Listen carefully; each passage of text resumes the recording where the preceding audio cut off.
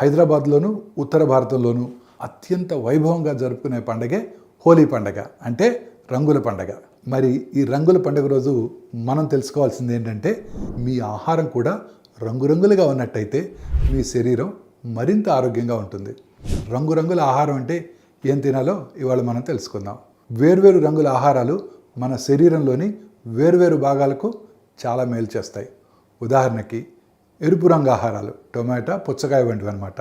ఇవి గుండెను బలపరుస్తాయి, రోగ నిరోధక శక్తిని పెంచుతాయి. ఇక నారింజ, పసుపు రంగు ఆహారాలు అంటే క్యారెట్, గుమ్మడికాయ వంటివి కళ్ళకు, చర్మానికి, చూపు కూడా మంచి మేలు చేస్తాయి. ఆకుపచ్చ కూరగాయలు పాలకూర, బీన్స్, బ్రోకలీ వంటివి రక్తము, ఎముకలు, జీర్ణక్రియకు సహాయపడతాయి. ఊదా రంగు ఆహారాలు బీట్రూట్, ద్రాక్ష వంటివి అన్నమాట. మెదడు, జ్ఞాపక శక్తి, రక్తనాళాల ఆరోగ్యానికి చాలా మంచివి.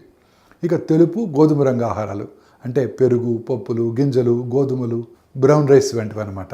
ఇవి పేగుల ఆరోగ్యము, కండరాల బలము, శక్తిని కూడా పెంచుతాయి. మీ ప్లేట్లో కనుక రంగులు తక్కువగా ఉన్నట్టయితే శరీరానికి కావాల్సిన పోషకాలు కూడా తక్కువగా అందుతున్నాయన్నమాట. ఇకపై హోలీ వేడుకల్లోనే కాదు, మీ భోజనం ప్లేట్లో కూడా రంగురంగులు జోడించండి. ఈ రంగురంగుల ఆహారం ప్రతిరోజు మీ శరీరంలోని ప్రతి భాగానికి పోషణిస్తుంది.